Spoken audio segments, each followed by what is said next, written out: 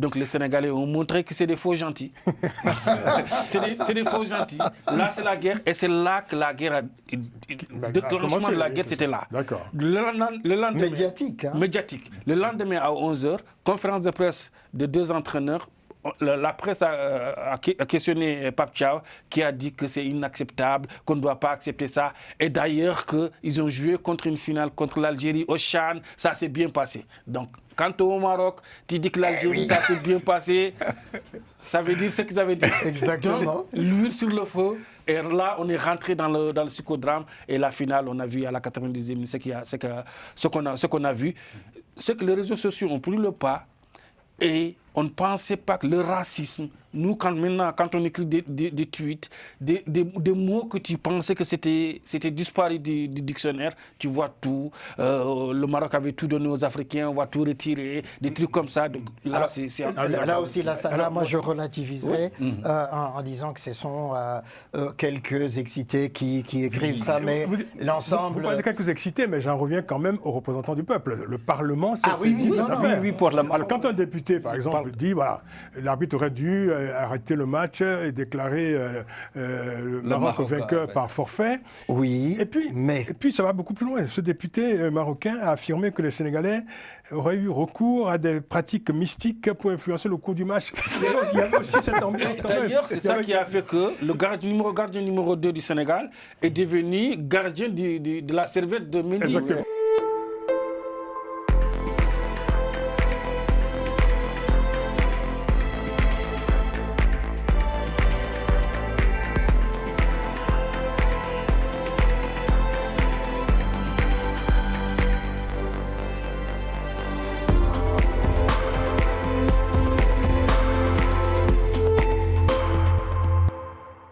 On commence donc tout de suite. Retour sur la Coupe d'Afrique des Nations, les ombres et lumières d'une édition qui, d'après les spécialistes, a produit des moments inédits et aussi beaucoup de surprises. Lassana Camara, en quoi cette CAN a été différente des précédentes? La CAN a été différente parce que l'édition précédente, on était en Côte d'Ivoire, où la Côte d'Ivoire a mis la barre très haute. Une bonne organisation, de l'envie, de l'engouement. Les Marocains, donc, étaient obligés de franchir un palier et ils ont franchi ce palier-là. On a eu le plus beau stade du monde, le stade Moulay Abdallah. Du monde, carrément. Du monde, carrément. Pour moi, j'ai visité beaucoup de stades. Ces stades-là, le crin est fantastique, extraordinaire. Le Maroc a respecté le football africain avec ses installations, les installations pour les médias. Tous les stades, toutes les villes, le Maroc était au rendez-vous. On a une organisation parfaite. La seule chose qui manquait, c'était l'engouement dans les rues. C'était pas comme Abidjan. Justement, j'allais vous poser la question. Quelle était l'ambiance générale? L'ambiance générale était morose. C'était pas comme Abidjan, qu'on sentait la Coupe d'Afrique dès qu'on sortait du train ou du bus. Mais là, c'était plus professionnel, c'était plus structuré. Il n'y avait pas la mayonnaise. Donc la fièvre dans les stades ne se déversait pas dans les rues. Ça, on avait ce manque-là. Sous le reste, le Maroc était au rendez-vous. Alors, quel était, je dirais, comment avez-vous apprécié l'accueil réservé aux visiteurs étrangers dont vous étiez? Énorme. Le Marocain, de l'aéroport, tu ne perdais même pas le temps pour le visa. Tu étais escorté dans ton hôtel, il y avait le bus, il y avait le train. Sincèrement, on avait l'impression d'être à Paris ou à Bruxelles et tout ça. On n'avait pas de problème. La seule chose, c'est qu'il pleuvait le premier jour, à la fin des matchs ou début des matchs, il pleuvait tellement. Oui. On a eu ça comme inconfort. Sinon, c'est la meilleure CAN. C'est la meilleure CAN de l'histoire pour les retombées économiques pour la CAF. À un mois de la CAN, la CAF a récolté plus que les 4 dernières CAN réunies. À mois de la CAN, on va y arriver justement aux aspects économiques de cette CAN.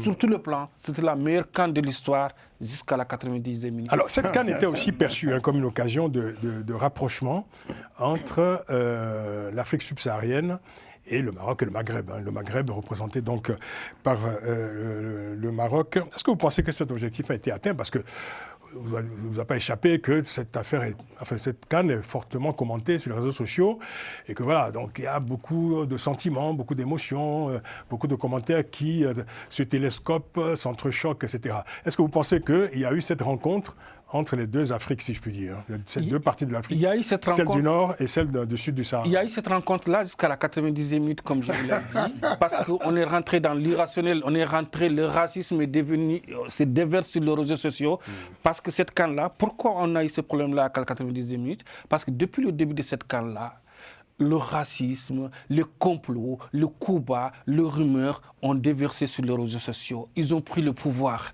L'arbitrage, oui, l'arbitrage, on a eu des problèmes d'arbitrage, mais ça a été enflé. On ne contrôle plus rien. C'est pour cela que pendant ce match-là, entre le Sénégal et le Maroc, à la 90e minute, parce que l'arbitre avait sifflé avant même que le but soit rentré, mais le public n'a pas vu, et beaucoup de gens n'ont pas vu l'arbitre siffler, et c'est ça qui a envenimé. Et d'ailleurs, même le pénalty pour le Maroc, c'était un pénalty.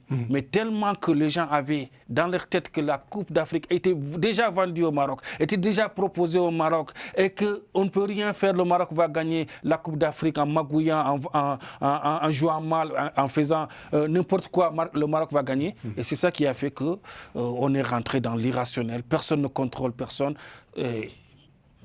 Là, c'est dramatique pour l'image du football africain. Tout ce qu'on avait construit pendant un mois, le storytelling pour dire que l'Afrique peut être au rendez-vous, que l'Afrique peut avoir les standards internationaux, parce que le Maroc avait proposé ça, on a tout gâté.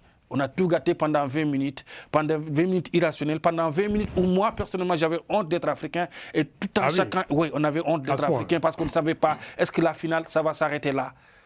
On était dans une dramaturgie impossible. Dans le stade, tu ne sais pas si celui-là il est journaliste ou supporter.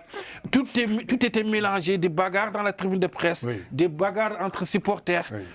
L'arbitre devait arrêter le match, faire en sorte que les deux équipes rentrent dans le vestiaire pour qu'on trouve un semblant de calme, parce que même le penalty, tu tires un penalty avec l'autre côté des supporters sénégalais qui étaient matraqués par la police ou qui se bagarraient avec les forces de l'ordre. Il y avait beaucoup de problèmes que l'arbitre n'était pas au rendez-vous.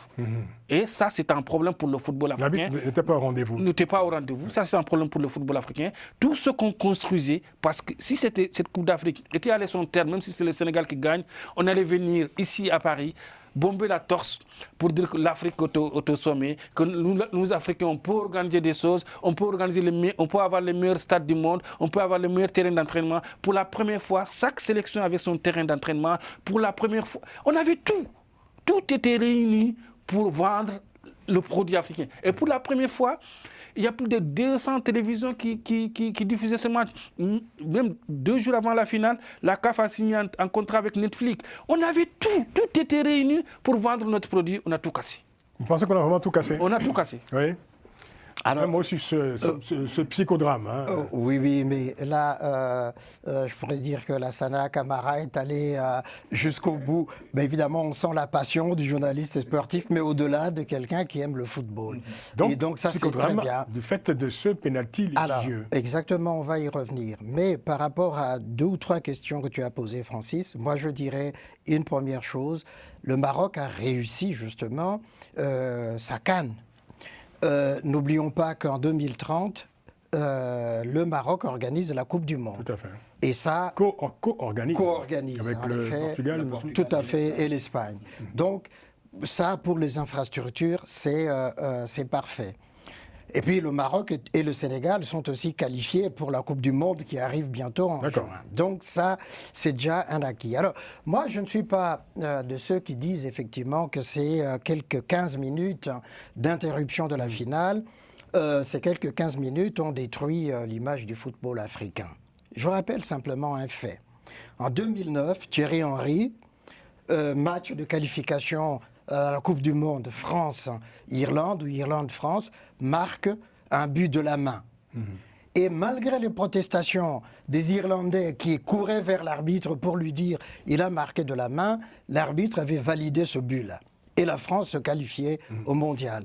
On n'a pas dit que ça a détruit le football, etc. Donc, il y a eu aussi le coup de tête de Zidane aussi. De Zidane, exactement, en 2006, voilà, contre Materazzi, malgré la provocation, etc. Donc, moi, je relativiserais vraiment ce fait-là. D'ailleurs, on peut encore aller plus loin. En 1982 ou 82, je crois que l'émir du Koweït était rentré sur le terrain, France contre le Koweït. Et pour dire à ses joueurs de sortir, avait fait annuler le but même de la France. Mais la France avait gagné 3-1. Donc, pour moi, ça, c'est relatif. Quant à la présence du Maghreb, etc., oui, le Maghreb a été représenté puisque les 4 pays, les 4 nations du football du Maghreb étaient qualifiées. L'Égypte, le Maroc, la Tunisie, l'Algérie. Les Algériens, quand ils ont été éliminés, on a entendu dire... Ne nous refaites pas toute l'histoire. Non, mais c'est pour dire effectivement qu'il y a eu à la fois... Toute l'Afrique était représentée dans cette Coupe d'Afrique des Nations. C'est le but un peu de la CAN. Exactement, voilà, qui se sont qualifiés dans les règles. Alors, quant à la finale, pour moi, le psychodrame est arrivé effectivement, Lassana Camara l'a rappelé, parce que, les joueurs n'avaient pas vu l'arbitre siffler la faute de Seck sur Hakimi. Alors, peu importe qu'il y ait faute ou pas, mais la loi 5 du football, des lois du football, dit l'arbitre est souverain sur le terrain. Dès qu'il a sifflé, personne ne peut contester. Mais il y a eu quand même pendant toute cette CAN, enfin, autant que je me souvienne, parce que moi je ne suis pas évidemment un observateur attentif, comment dire, assidu. Le Bénin sera qualifié prochainement. Mais il y avait beaucoup de rumeurs sur, justement, rumeurs de favoritisme, du fait que voilà, le Maroc bénéficiait, je dirais, de quelques faveurs pour pousser l'équipe marocaine jusqu'à la finale en tant que pays organisateur. Qu'est-ce que ça vaut, ces rumeurs? Ça ne vaut strictement rien, vous voyez? Même pas un paix d'une vieille dame au village, vous voyez. Donc, votre image est un peu surprenante. N'est-ce pas? Et donc, les réseaux sociaux ont monté en épingle cette histoire, mais ça se passe pour toutes les cannes, au fond. C'est chaque fois comme ça, on dit on favorise le pays organisateur. Et là, il n'y a aucun fondement qui assoit cette rumeur-là de, de favoritisme vis-à-vis enfin, tout le table, je vois du Maroc. Quelques questions à poser à Lassana Camara. Alors, est-ce qu'on va vous laisser la parole, vous, on vous écoute en dernier, parce que vous avez une implication, disons, particulière dans cette CAN. Et ça fait quelques jours que vous n'endormez pas. Ah oui, carrément. Et surtout que l'ancien footeur que je suis, parce que pour la petite histoire, le football a failli gâcher mes études. C'était la poigne de mon père qui m'a remis sur le droit chemin. N'est-ce pas? Vous êtes un lion de la Teranga contrarié. Oui.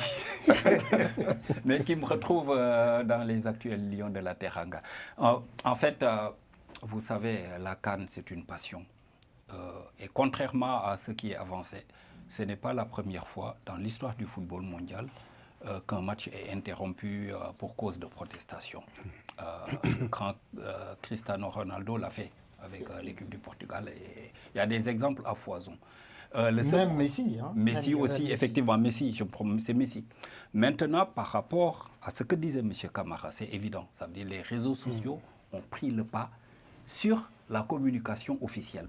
Là, en ce moment, il y a un document qui circule sur la réunion de la commission des arbitres qui s'est déroulée à Kinshasa pour dire que le Maroc a été favorisé, qu'il y a eu des changements qui n'ont pas suivi les textes de la CAF par rapport à cette commission arbitrale qui est maintenant présidée par un arbitre inconnu au bataillon qui n'a pas eu une grande carrière. Donc vous voyez toutes ces implications. Mais en termes d'organisation, je pense que le Maroc a réussi son pari. Parce que c'était un test pour moi, grandeur nature, en direction de la Coupe du Monde de 2030, que le Maroc va co-organiser avec le Portugal et la l'Espagne. démonstration est bien faite. Donc, pourtant, il y a une grande morosité aujourd'hui au Maroc et au lendemain de cette CAN. On va y revenir parce que même le Parlement, je veux dire, finalement s'en mêle. Un député marocain qui demande l'arrestation et des poursuites judiciaires contre l'arbitre, M. Jean-Jacques Ndala. Comment en est-on arrivé au fait que cette affaire devienne une affaire nationale politique? On disait évidemment que le foot cachait parfois des enjeux politiques, mais on est en plein là. Oui, c'est bon. En fait, en organisant, il y a la dictature de la victoire qui pèse sur le pays organisateur. Et ce qui fait que le Maroc... Surtout que ça fait 50 ans. 50 ans que le Maroc n'a pas atteint sa Depuis deuxième 76. étoile sur son Et la sur son maillot. dictature de l'image. Tout à fait. L'image, parce que la dictature de l'image, ça a commencé 24 heures avant la finale. Le Sénégal quitte Tanger pour venir à Rabat. Les Sénégalais ont fait cette erreur-là de communiquer, de communiquer pour dire qu'ils seront à Rabat à 18h23. Les supporters sénégalais sont venus en masse accueillir leur équipe. Mais entre-temps, la sécurité n'était pas au rendez-vous. Il y avait la sécurité, mais ce n'était pas... C'était au minimum. C'était au minimum. Les Sénégalais s'en sont plaints d'ailleurs. Les Sénégalais s'en sont plaints. C'est de leur faute, mais c'est la faute aussi des Marocains de la CAF déjà. Moi, je dis que c'est la faute de la CAF. Qu'importe l'équipe qui va venir en train, il faut mettre la sécurité au maximum. La sécurité n'était pas au maximum, la sécurité était au minimum. Donc, à 19h30, il y a la Fédération sénégalaise de football qui fait un communiqué pour dire que la Coupe d'Afrique, on joue la finale contre le Maroc. Il n'y a pas de sécurité. Nos joueurs ont failli être lynchés. Et donc, les Marocains n'ont pas accepté ça. Parce qu'ils pensaient que le Maroc et le Sénégal, c'est le même pays, c'est le même peuple. Donc, les Sénégalais ont montré que c'est des faux gentils. c'est des faux gentils. Là, c'est la guerre. Et c'est là que la guerre le déclenchement de la guerre, c'était là. D'accord. Le lendemain, Médiatique. Hein. Médiatique. Le lendemain, à 11h, conférence de presse de 2 entraîneurs.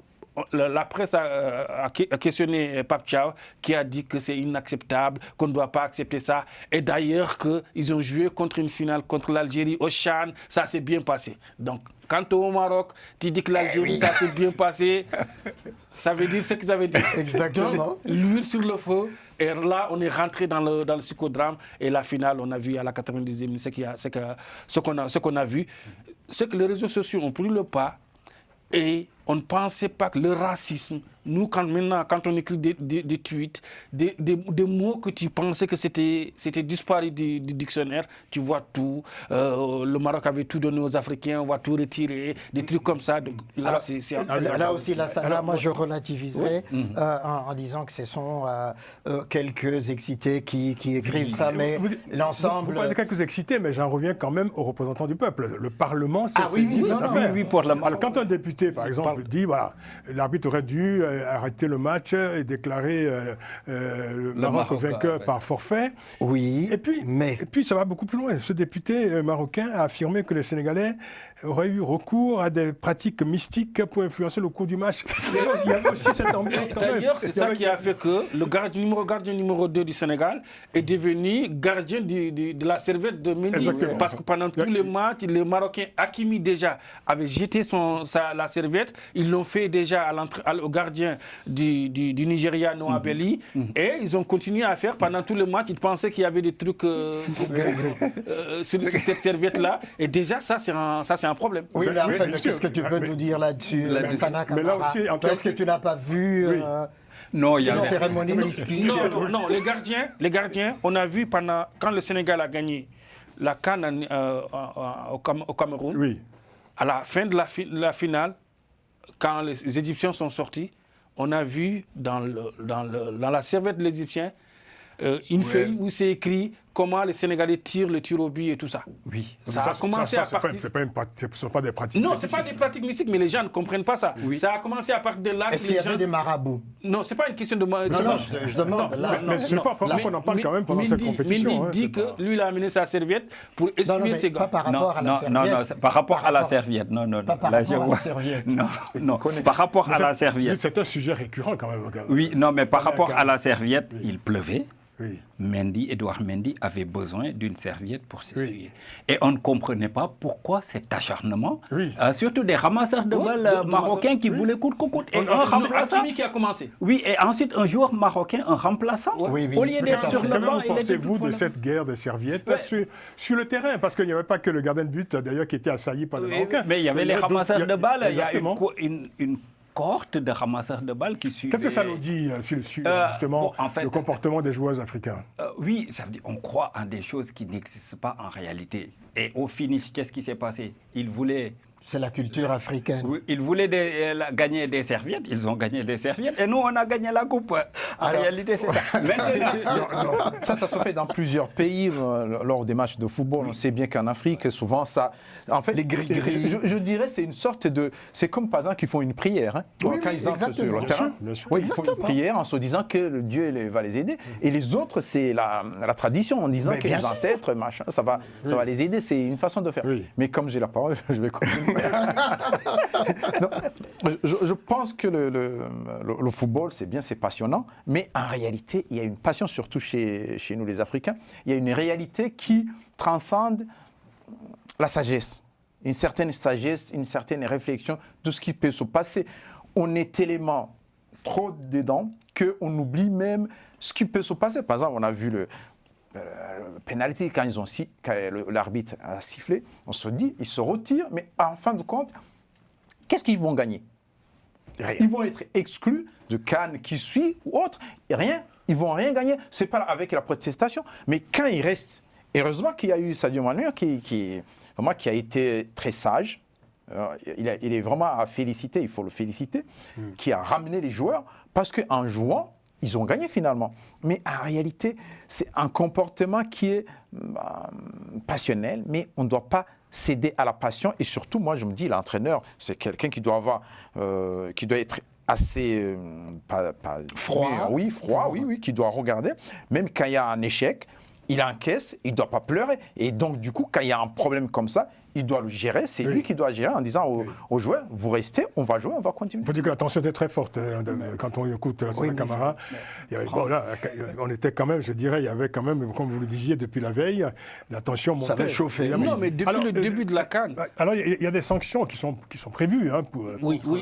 les joueurs sénégalais. Alors, sanctions ou pas sanctions alors? Il y aura des sanctions. Les sanctions vont tomber. Les sanctions vont tomber, mais ça va être un psychodrame jusqu'au mois de juin parce que les Sénégalais vont faire des recours. Ça va partir jusqu'au tribunal arbitral du sport. Mais il y aura des sanctions. Mais les Sénégalais n'ont rien à perdre. Pape Thiaw, ils n'ont qu'à lui mettre 80 buts, 80 matchs de suspension. Ça ne va rien changer. L'entraîneur de Lyon a été suspendu pendant 6 mois, mais il était dans les tribunes avec son téléphone. Les Sénégalais vont faire la même chose. Eux, l'essentiel, c'est d'avoir la coupe. Pape Thiaw voulait... C'est un nouveau entraîneur du Sénégal. Il a remplacé Aliou Cissé qui était là. Les gens ne le connaissaient pas. Il a gagné le viré comme un malpropre. Hein, on le voyait comme un enfant. Il faut qu'il marque son territoire. Il a marqué son territoire. Maintenant, de la mauvaise façon. De la mauvaise façon. non, je ne suis pas du tout d'accord. Peut-être de la mauvaise façon, mais il a marqué son territoire. Il fallait le faire. Mais Sadio Mané a trouvé le bon rôle. C'est des gens comme ça qui ont la baraka. C'est des gens comme ça qui sont nés avec des étoiles. Et il fallait que ça passe par Sadio Mané. Sadio Mané, avant la CAN, les Sénégalais demandaient pourquoi il est même dans la liste. Il a montré que c'est le meilleur joueur de l'histoire du Sénégal. Cette CAN-là, il a porté le Sénégal, lui, Gana Gueye et Koulibaly qui a été blessé. Les trois. Et même quand tu vois le but, c'est Sadio Mané qui talonne Gana Gueye qui donne à Gueye. Gueye qui était un des meilleurs Sénégalais de la compétition. Ils ont marqué ce but-là, un but extraordinaire, un but fantastique qui donne le titre au Sénégal. Le Sénégal le mérite amplement. Mais pour le football africain, de cette 90e minute, ça fait parler toujours. On aura peut-être le Sonko qui va partir au Maroc le 26. C'est ça, oui. Le 26. Il y a 18 Sénégalais qui sont en prison maintenant à Dakar, à Rabat, plus un supporter algérien. Espérons qu'on va trouver une solution par rapport à ça. Alors, on va écouter. C'est la passion, c'est le football. La voix du Sénégal. La voix du Sénégal et de l'Afrique, c'est la passion, c'est le football qui est en mesure de faire ça. Maintenant, par rapport à Pape Thiaw, par rapport au comportement, M. Camara, vous savez qu'il y avait un temps bien déterminé durant lequel, si le Sénégal n'était pas revenu, le Sénégal allait être sanctionné. Et je pense que disqualifié, et je pense que Pape Thiaw le savait. Et ensuite, cet épisode a montré deux choses. Un leadership autorité. de Pape Thiaw, quand il a donné des consignes aux joueurs pour qu'ils rejoignent les vestiaires, il y a aussi un leadership naturel de Sadio Mané, parce que si vous vous en rappelez, Sadio Mané n'est même pas sous-capitaine. Non. Il n'est même pas sous-capitaine, mais c'est le leader naturel de cette équipe. Et il a eu la chance de croiser Claude Leroy, qui va aussi être sanctionné parce qu'il traînait dans une zone où il ne devait pas être. Et le Sénégal a voulu qu'il soit là. Et El Hadji Diouf. Et au même moment, on a les échos comme quoi que le vice-président de la Fédération sénégalaise de football, l'ancien portier international Cheikh Seck, était dans les vestiaires pour demander à Pape Thiaw de demander aux joueurs de revenir. Donc ça, c'est l'aspect émotionnel, c'est l'aspect émotif qui fait partie d'ailleurs du football. Et c'est surtout de l'Afrique, parce que il y a eu un coup de foule de... Je ne sais pas qui a parlé à Ousmane Sonko, mais Ousmane Sonko parlait à... Non, ça c'est pas vrai. C'est des trucs qu'on raconte. Des rumeurs. Maintenant, oui, c'est des rumeurs. Maintenant, par rapport au bilan, c'est là où il faudra se pesantir. C'est ce que je disais tout à l'heure. Le bilan a été globalement positif pour le Maroc en termes de d'organisation et surtout de co-organisation. Alors parlons du bilan économique un instant. Oui. Vous allez reprendre la parole. Hein, oui. Parce que je vais vous citer le ministre marocain de l'Industrie et du Commerce. C'est là où j'allais en venir. Riyad Mezour, hein, oui, qui dit, selon lui, c'est la CAN la plus rentable de l'histoire pour l'organisateur, donc le Maroc, pour la CAF aussi, et c'est, dit-il, la CAN la plus rentable de l'histoire pour le pays hôte. Oui. Et donc voilà, il a cité un certain nombre, évidemment, d'éléments, hein, les revenus directs de la CAN en termes touristiques, en termes de création d'emplois, en termes d'accélération de la consommation et de l'implication des PME et des investissements des PME. Voilà, donc le Maroc... content de son... C'est une belle affaire, quoi. Ben oui, parce que les investissements rentabilisés se montrent à 40 milliards d'euros. Et les investissements qui sont prévus en direction de 2030 remontent à 220 milliards d'euros. Et en termes de suivi ou bien de public, donc on a eu 1,17 million de spectateurs dans les stades. C'est pas mal. Et en termes d'entrée, on se retrouve avec 1,25 million de supporters qui étaient présents dans les gradins. À côté de cela, donc, il y a les avantages pour les PME, les hôtels, parce que tous les hôtels étaient remplis. Et tous les centres ou bien les villes où il y avait des compétitions, que ce soit à Tanger, que ce soit à Rabat, les hôtels étaient remplis. Et donc c'est une affaire qui marche, là. C'est une affaire qui marche. C'est la meilleure Coupe d'Afrique des Nations. Un mois avant la compétition, ils ont eu plus que les 4 dernières Coupes d'Afrique réunies, la CAF. Oui. Et pour le Maroc, ça va être extraordinaire. Oui. Et c'est la meilleure Coupe d'Afrique, et ça sera la meilleure Coupe d'Afrique pour beaucoup d'années. Ah bon? Ouais, pour beaucoup d'années. Pourquoi vous dites ça? Peut-être que la prochaine sera encore plus... La CAF va descendre du train. La prochaine, ça serait dans 3 pays. Oui, c'est ça. Oui. Ouganda, Tanzanie, Kenya. Ouais. Ça va être compliqué. Pourquoi ça sera compliqué? Ça va être compliqué parce qu'ils ont joué le CHAN là-bas. Les conditions ne sont pas très réunies. Tous les 3 pays ne sont pas au même niveau. Le Kenya, ça va, mais Ouganda, il y a beaucoup de routes qui ne sont pas là. Il y a beaucoup de trains qui ne sont pas là. On ne sera pas au niveau du Maroc. On va retourner peut-être au niveau du Cameroun, où ils étaient en déficit, la CAF. Ah oui, mais là, avec les stades qui n'étaient pas terminés, tout ça. La CAF était en déficit. On a quitté les 2 merveilleux pays, la Côte d'Ivoire et le Maroc. Là, on va descendre du train et ça va être compliqué. Et pour vous, personnellement, est-ce que c'était une belle expérience? Oui. Moi, professionnel. J'ai fait 6 Coupes d'Afrique des Nations. C'était mon 6e et c'est la meilleure. C'est la meilleure sur tous les plans. C'est très clair. Oui, oui. Et juste en conclusion, moi... Oui, vas-y. Pourquoi vous dites en conclusion? Non, par rapport à mes interventions. Vous n'en savez rien. Parce que je ne peux pas trop monopoliser la parole. Ah non, jusque-là, vous avez été très sobre. Absolument. Okay, en tout cas, moi, ce que je souhaite, après ce succès, c'est toujours le raffermissement des relations sénégalo-marocaine, parce que c'est une histoire qui nous unit de plus de 150 ans. Et à côté, il y a cette fraternité avec des dentistes, des chirurgiens dentistes formés à l'université de Dakar, des officiers supérieurs de l'armée qui ont été formés à l'Académie militaire de Meknès, de grands responsables au niveau de l'hôtellerie qui ont été formés à l'École internationale d'hôtellerie de Tanger. Et il y a également la confrérie Tidjania qui nous c'est ça, exactement. avec la ville de Fès, là où repose le saint Cheikh Ahmed Tidjani Chérif. Moi, personnellement, j'y vais en pèlerinage. Et c'est une fierté quand je vais, que ce soit à Charles de Gaulle ou bien à Orly, de faire même la leçon à certains policiers de la PAF en leur disant qu'avec mon passeport sénégalais, je n'ai pas besoin de visa pour aller au Maroc. Et donc, la seule chose qu'on voudrait, c'est que ces supporters, que ce soit qu'ils soient libérés dans les plus brefs délais, dans le cadre même de cette fraternité sénégalaise. Là, vous devenez intarissable. J'aimerais qu'on termine sur une note beaucoup moins joyeuse. J'aimerais qu'on ait une pensée pour deux journalistes qui ont été retrouvés morts dans leur chambre d'hôtel pendant cette CAN. Non, ce n'est pas deux journalistes. Oui. C'est un journaliste et un consultant de la société MTN. J'en reviens aux journalistes. Le journaliste, c'était à Rabat. C'était à Rabat. Je vais quand même dire le nom. Il y a Mohamed Soumaré. C'est un ami personnel. Qui est malien. J'étais avec lui. Avant sa mort, à 15h, on était ensemble. Il était avec moi dans mon hôtel. Il est mort le lendemain vers midi. C'est une mort naturelle. Moi, j'ai vu le corps. Je suis venu au même moment que le consul du Mali pour voir à son CV. Toute la journée, j'étais avec l'ambassade. D'ailleurs, c'est le tweet que j'ai tweeté en annonçant sa mort, qu'ils ont envoyé ça au ministère des Affaires étrangères du Mali. Donc, les rumeurs qui disaient qu'il a été tué parce qu'il a parlé de l'arbitrage, etc. Non. Le hasard a fait que son père était ambassadeur du Mali en Algérie. Il est né à Alger. C'est juste la seule coïncidence sur les réseaux sociaux qui disent qu'il a été tué au Maroc. Non. Alors, le gars, il est mort naturellement.